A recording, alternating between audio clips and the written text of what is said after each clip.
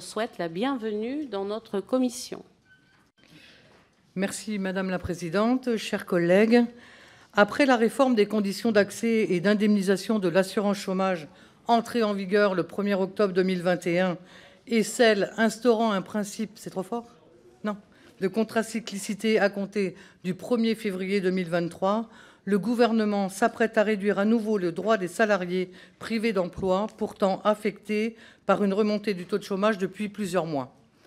La mise en place d'une troisième réforme en à peine 4 ans masque, sous couvert d'une volonté d'améliorer le fonctionnement du marché du travail, l'ambition de diminuer la dépense publique au détriment des plus précaires. En effet, les 3,6 milliards d'économies attendues grâce aux mesures annoncées par le Premier ministre s'ajoutent aux plus de 2 milliards d'euros de baisse de dépenses issues de la réforme 2021 et aux 4,5 milliards d'euros prévus pour celle de 2023.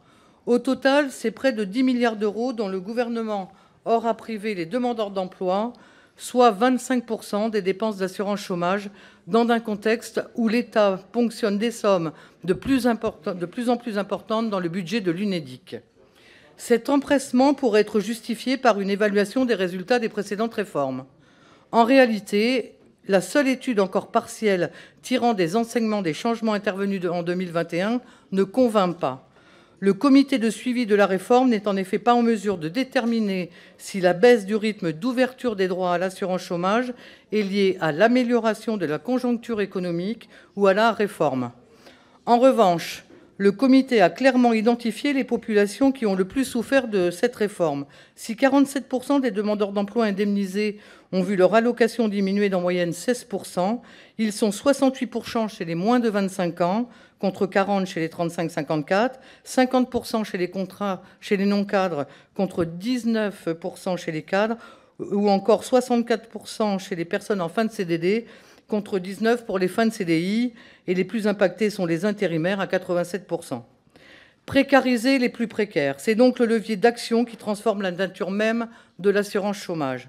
Cette situation que nous déplorons n'est pas sans lien avec les règles de gouvernance issues de la loi Avenir professionnel de septembre 2018. Les économistes que nous avons auditionnés nous ont rappelé l'importance des modalités de définition des règles de l'assurance chômage.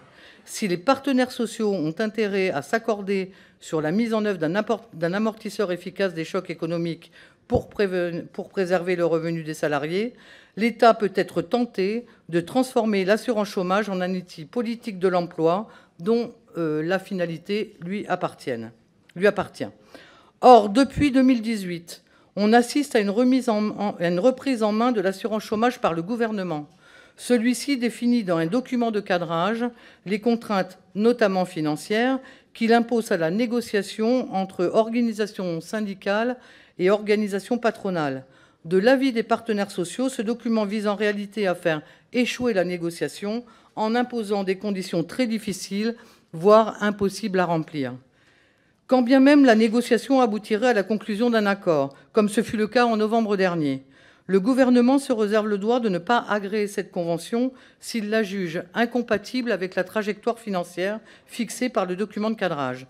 Ainsi, ce mécanisme contraignant en amont comme en aval a conduit à 2 reprises, en 2018 comme en début de cette année, à l'échec des négociations ouvrant la voie à la fixation du règlement d'assurance chômage par décret. Le rôle croissant de l'État dans le fonctionnement de l'assurance chômage, dont il définit les règles et ponctionne les finances, se caractérise en outre par l'introduction d'un principe d'ajustement automatique des paramètres d'indemnisation en fonction du cycle économique. Alors qu'il appartient aux partenaires sociaux depuis la création de l'assurance chômage en 1958 d'adapter le mécanisme d'indemnisation des demandeurs d'emploi au contexte économique, le gouvernement a en effet décidé de réduire les droits des allocataires, sauf en cas d'emballement du taux de chômage. Sous couvert d'améliorer le fonctionnement du marché du travail, cette mesure s'est surtout traduite par un nouvel amoindrissement des droits des demandeurs d'emploi dans un contexte économique incertain et face à un recul généralisé du pouvoir d'achat. Les annonces récentes du Premier ministre font craindre un nouveau recul alors même que le taux de chômage devrait croître à 7,8% d'ici la fin de l'année, 8,2% en 2025 contre 7,1% début 2023. Le renforcement de la contracyclicité amenant à un nouveau recul des conditions d'indemnisation intervient donc dans un contexte économique défavorable qui devrait au contraire conduire à une plus forte protection des demandeurs d'emploi. Certes, le gouvernement invoque les tensions de recrutement, mais celles-ci sont en baisse. Nos auditions l'ont confirmé. Elles peuvent s'expliquer par une multitude de facteurs, parmi lesquels les conditions de travail et le niveau de salaire. Au final, il n'y a pas de réelle justification à une nouvelle réforme précipitée de l'assurance chômage. Les économistes auditionnés, malgré leurs divergences de point de vue, se sont étonnés de ce calendrier et des raisons avancées. D'anciens conseillers économiques de l'exécutif, pourtant à l'origine des règles de 2023, ont même déclaré qu'une nouvelle réforme pourrait conduire à une dégradation des emplois retrouvés en l'absence d'études et de recul nécessaires, ce qui conduirait à détériorer le fonctionnement du marché du travail. D'après les annonces du Premier ministre, le gouvernement projette pourtant de restreindre à nouveau les conditions d'affiliation à l'assurance chômage en réduisant la période de référence à 20 mois contre 24 mois à l'heure actuelle. Il faudra également avoir travaillé 8 mois pour ouvrir des droits contre 6 mois actuellement et 4 mois avant 2021. Cette mesure menace tout particulièrement les travailleurs saisonniers et fait craindre des difficultés majeures pour les secteurs concernés. Enfin, la durée d'indemnisation sera réduite à 15 mois dans la conjoncture actuelle. En cas d'augmentation du taux de chômage de plus de 0,8 points sur un trimestre ou un niveau égal ou supérieur à 9%, cette durée sera complétée de 5 mois pour les allocataires en fin de droit. En revanche, si le taux de chômage diminue en dessous de 6,5, les droits des allocataires seront à nouveau réduits de 3 mois pour atteindre 12 mois seulement. En 3 ans, la durée de l'indemnisation aura donc été réduite de près de 50%, tandis que la durée d'affiliation aura doublé. Parmi les demandeurs d'emploi les plus touchés, les seniors subissent l'effet conjugué de la réforme des retraites et des annonces du gouvernement relatives à l'assurance chômage. Le report annoncé de l'entrée dans la filière senior à 57 ans va faire basculer dans les règles de droit commun tous les demandeurs d'emploi âgés de 53 à 57 ans qui bénéficient aujourd'hui d'une durée d'indemnisation plus avantageuse. Cette violence économique et sociale envers une population déjà fragile doit nous inquiéter. Face à ces reculs de notre modèle assurantiel et à la fragilisation des plus précaires, il nous semble nécessaire de rétablir un équilibre au sein de la gouvernance et d'inscrire dans la loi des garde-fous pour préserver les droits des demandeurs d'emploi. Nous sommes soutenus dans cette démarche par l'ensemble des organisations syndicales qui voient l'opportunité du rétablissement d'un fonctionnement plus juste de l'assurance chômage que les organisations patronales appellent également de leurs vœux. L'article 1er de la loi vise ainsi à inscrire dans le Code du travail des garanties minimums relatives à l'indemnisation des demandeurs d'emploi. La loi fixe déjà certaines contraintes relatives aux critères d'éligibilité à l'assurance chômage et au montant de l'allocation. Nous proposons de garantir une durée d'indemnisation égale à la durée d'affiliation, tout en fixant une durée plancher de 6 mois et la faculté pour le règlement d'assurance chômage de déterminer un plafond qui ne peut être inférieur à 18 mois, soit les règles actuellement en vigueur. Afin de redonner aux partenaires sociaux tout leur rôle dans la détermination des règles de l'assurance chômage, l'article 2 supprime de la loi le principe de contracyclicité.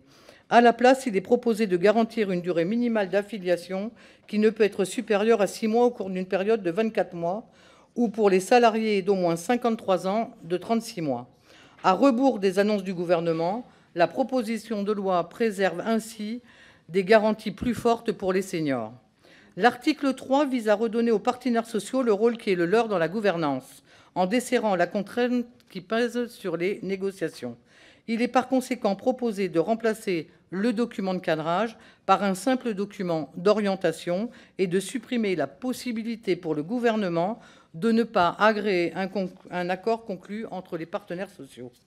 L'article 4 introduit une négociation obligatoire en entreprise sur l'emploi des seniors tous les 4 ans dans les entreprises de 300 salariés et plus. À défaut d'accord, l'employeur devra établir un plan d'action annuel sous peine de pénalités financières. Ainsi, nous renouvelons notre confiance envers le dialogue social pour trouver des solutions ambitieuses et indispensables au maintien de l'emploi des seniors. L'article 5 vise enfin à assurer la recevabilité financière de la proposition de loi, étant entendu que les dispositions proposées reprennent, pour l'essentiel, les paramètres de la réforme de 2019. Je vous remercie.